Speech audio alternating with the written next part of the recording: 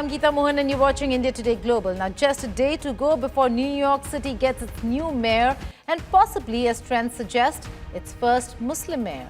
Yes, Zoharan Mamdani is leading in polls and, as pollsters predict, could become the Democrat socialist to assume the mayoral role for New York City. But his victory poses a challenge for President Donald Trump, who in a surprising move has thrown his weight behind former Democrat governor and now independent candidate Andrew Cuomo. A report by Mahashweta Lala. The clock is ticking for Democratic candidate Zoharan Mamdani as the mayoral race for the New York City enters the final leg. As pollsters predict victory for Mamdani, President Donald Trump has thrown his weight behind independent candidate and former governor Andrew Cuomo. Mamdani faces competition from former Democratic governor Cuomo and Republican candidate Curtis Sliwa. During an interview, Trump contradicted the interviewer when she called Mamdani a socialist. He said Mamdani is a communist and not a socialist.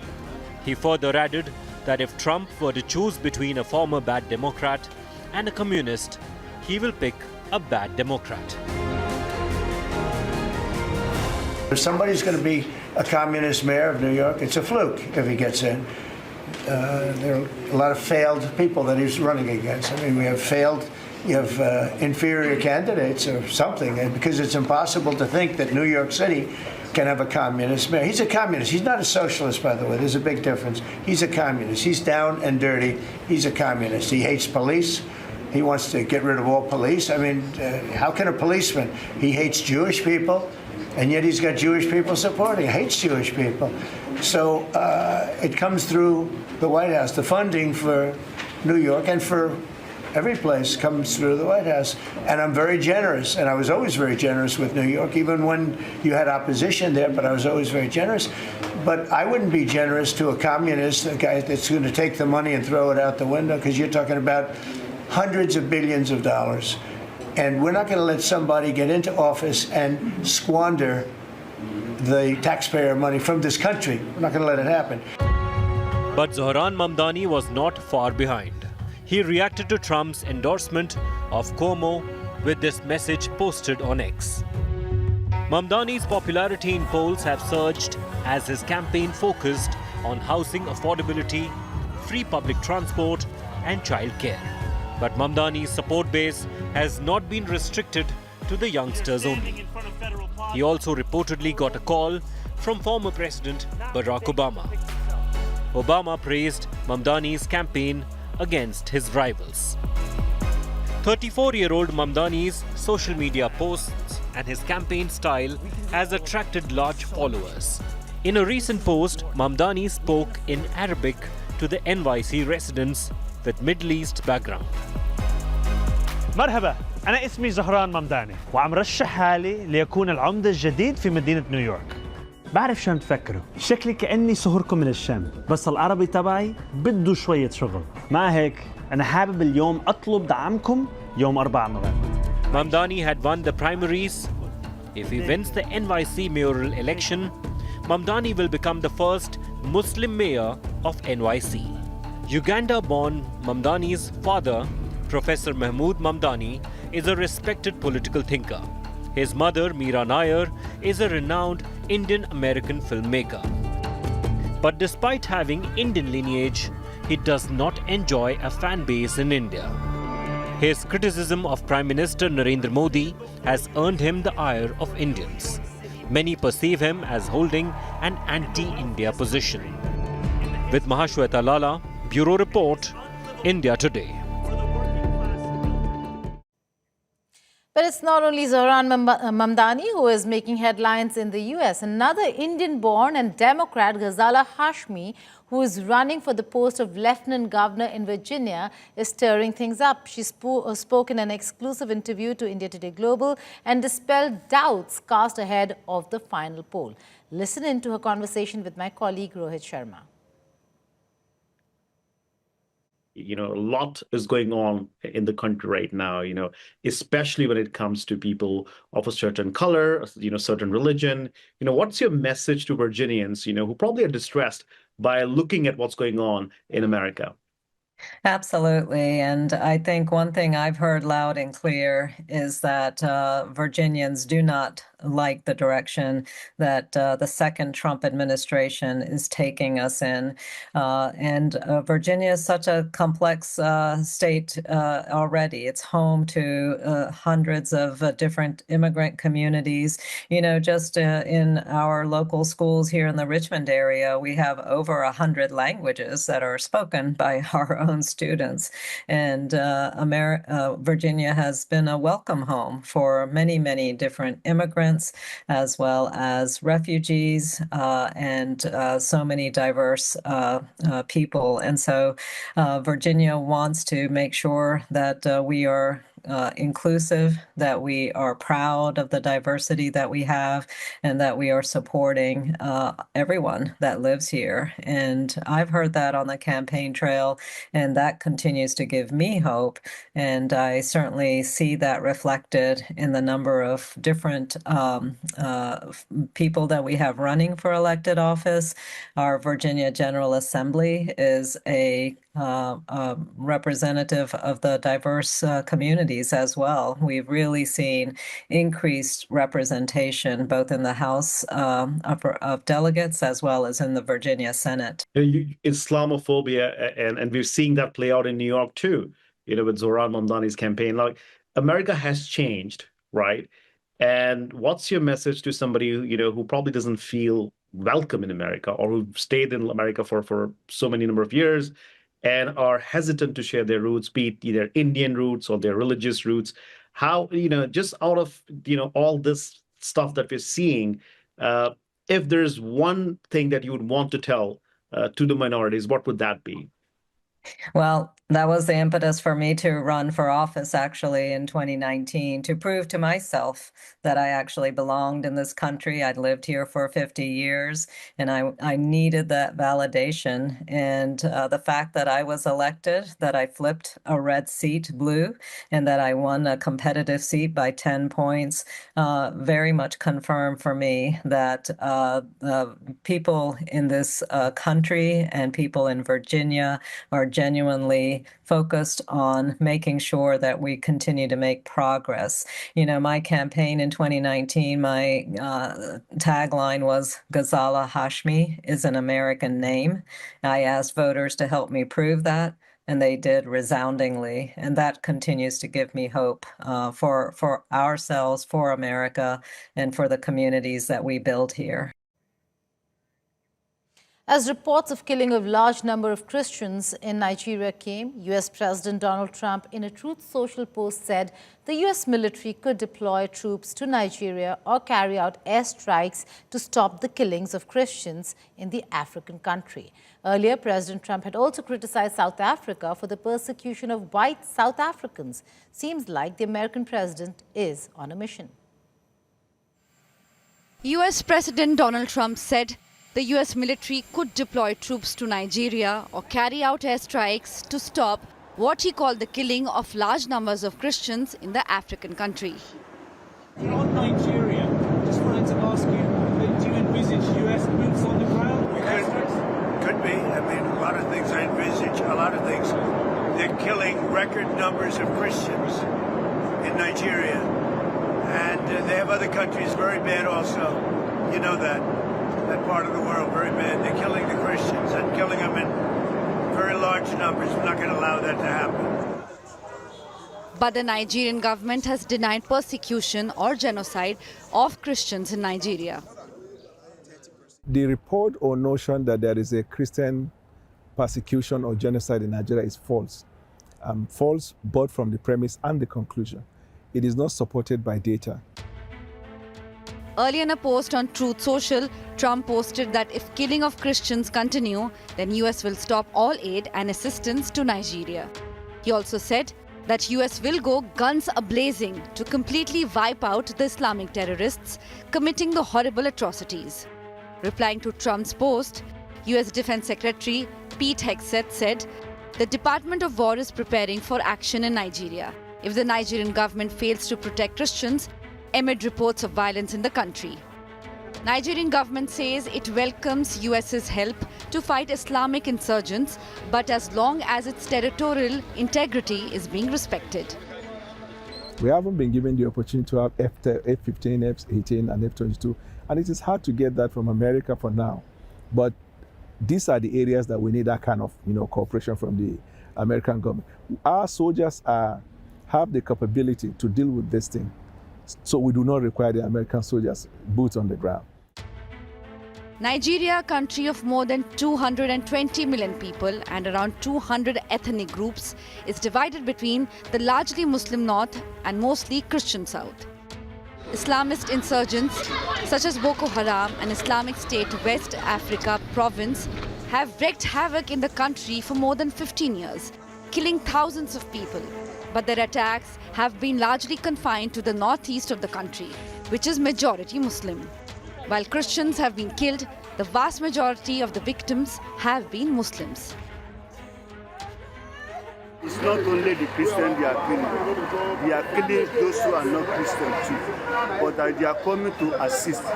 We should allow them, but we should not just depend on them alone, because it's only God that can really save us from this situation. In central Nigeria, there have been frequent clashes between mostly Muslim herders and mainly Christian farmers over access to water and pasture.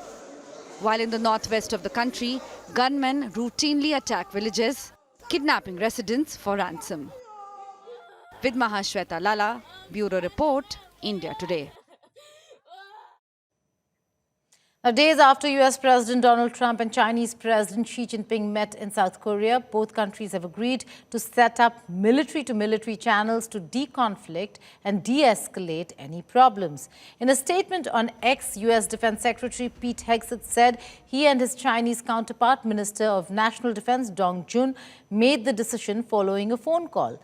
Hegseth said, following his meeting with his Chinese counterpart in Malaysia, the ministers agreed that peace, stability and good relations are the best part of our two great and strong countries. According to the Center for Strategic and International Studies, most of them and more than 90 communication channels between the US and Chinese governments went dormant during Trump's first term as US president from 2017 to 2021.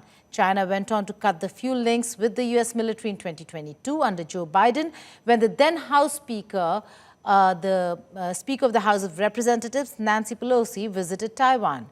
Tensions eased following a meeting between Biden and Xi in November 2023, with the two leaders also agreeing to resume high-level military-to-military communications, but nothing further. This is the first reset. But what does this reset mean for the two countries and more so for the geopolitical dynamics across the world and the new world order? You can watch a detailed analysis on Statecraft on India Today Global's YouTube channel. Now, Donald Trump has perceived tariffs as the best way to boost the country's economy and a major policy decision to make America great again. But an upcoming US Supreme Court case on tariffs, according to Trump, will be significant in American history as it will determine the country's economic strength and security. The case will come up for hearing on the 5th of November. In a post on Truth Social, Trump said, and I quote, "Next week's case on tariffs is one of the most important in the history of the country. If a president is not allowed to use tariffs, we will be at a major disadvantage against all other countries throughout the world, especially the majors. In a true sense, we would be defenseless. Tariffs have brought us great wealth and national security in the 9 months that I have had the honor to serve as president." The Trump administration heads to the US Supreme Court on Wednesday. They will have a face-off with small businesses and a group of states who contend most of the tariffs it has put in place are illegal and should be struck down. If the court agrees with the businesses, the government will also likely have to refund some of the billions of dollars it has collected through the tariffs, which are taxes on imports. The ruling, if not in Trump's favor, will also upend his trade policy, including the global tariffs announced in April. Trump further added that he will not attend the hearing personally, stating that he didn't want to distract from the decision. The hearing will also decide whether Trump has the legal authority to impose tariffs by invoking the International Emergency Economic Powers Act. Trump used the power to raise tariffs on countries. One such was 50% tariff on India for purchasing Russian oil.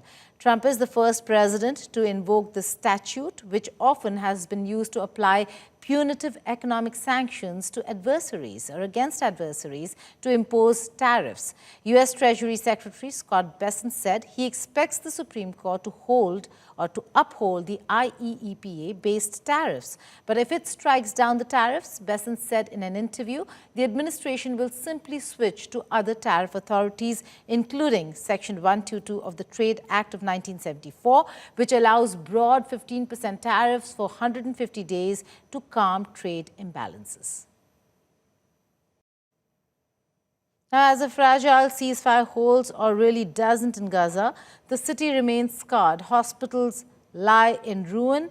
Refugee camps now are under threat, and millions wait in fear for the next outbreak of violence. To unpack this crisis for us, political scientist Norman Finkelstein joins us. He has been a fearless critic of Israel's policies and Western double standards. Professor Finkelstein, thank you so much for joining us. Let's begin with your assessment of what's happened in Gaza following the fragile ceasefire. Is it holding? Is it not? Happening in Gaza today is the hostages held by Israel, the hostages held by Hamas have been released.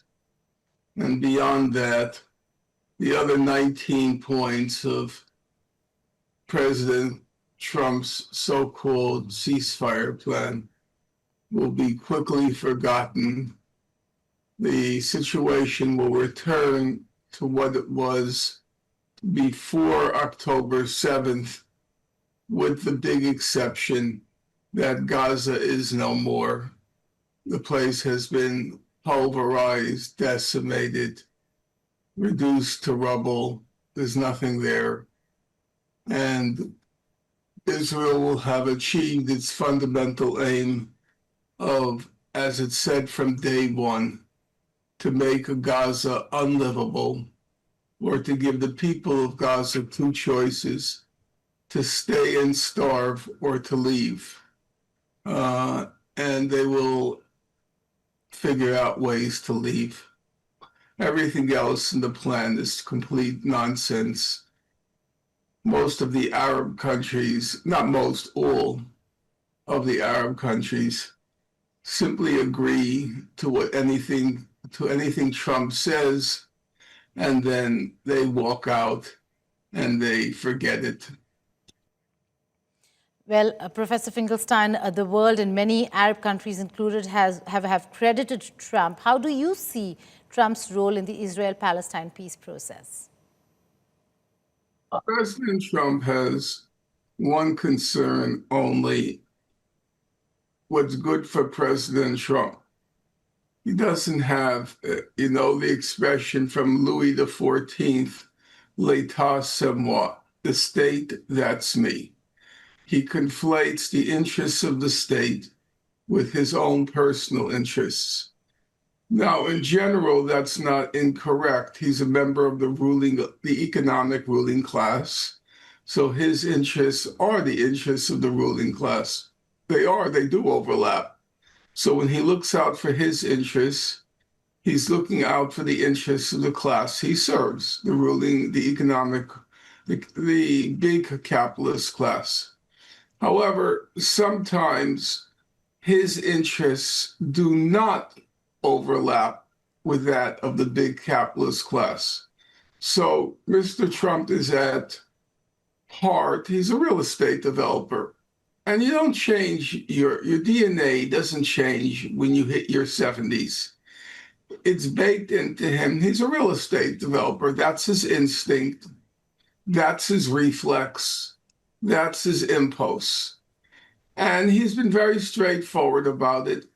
He calls the potential of a deal with Saudi Arabia. he calls it, quote, the deal of the century. Because for him, it will be a real estate bonanza. Saudi Arabia is investing trillions of dollars in, quote unquote, modernizing itself, which basically means construction. And he will get, his son, the nitwit, Jared Kushner, his daughter, his son-in-law, his daughter, Ivanka, they will get probably a very high percentage of those real estate contracts. But Right. there's one problem. Saudi can't sign on to the deal of the century while Israel's committing genocide in Gaza. Not that Saudi cares. I mean, the Saudis starved to Right. death, Right. 100,000 children between 2015 and 2018 when they imposed the embargo, the We're blockade. talking about, Professor Finkelstein, just talking about the starvation, the manner in which people have been killed. Now, a lot of people and Israelis I've spoken to, we do, ask whether if one can compare it to the Holocaust, as many have been saying. And a lot of people say, no, the numbers are not the same. Of course, the numbers are not the same. But is this systemic extermination of an entire peoples? When you compare genocides, obviously numbers matter. And there's no comparison in the numbers between Israel and the Nazi genocide. Numbers matter. On the other hand, Hitler and the people surrounding him, they recognized you can't do that sort of stuff, a genocide in public. They did it behind behind closed doors or out in the killing fields in the course of a war, which everybody had the alibi. It was fake. But the Germans had the alibi. It was fake. That they didn't know. You can't say that with the Israelis. Everything was unfolding in real life before your eyes. There was no attempt to conceal. Well, there was some attempt. They always said they were fighting Hamas. But anybody who had his or her eyes open recognized that when you are, as it's been documented, targeting children, as it's been documented, targeting journalists, as it's been documented, targeting medical personnel, as it's been documented, targeting UN workers. Well, that's clearly, it's not a war, it's a genocide in full view. So in that case, they're actually worse than the Nazis. The Nazis built, they did pretend it was not happening. Professor Finkelstein, thank you so much for joining us here and sharing your views on what's happening in Gaza today. With that, it's a close of this edition of India Today Global. But before we go, we leave you with visuals of fireworks and a dazzling drone light show illuminating the night sky over Egypt's Giza as Egypt celebrated the long-awaited opening of the Grand Egyptian Museum located near the pyramids.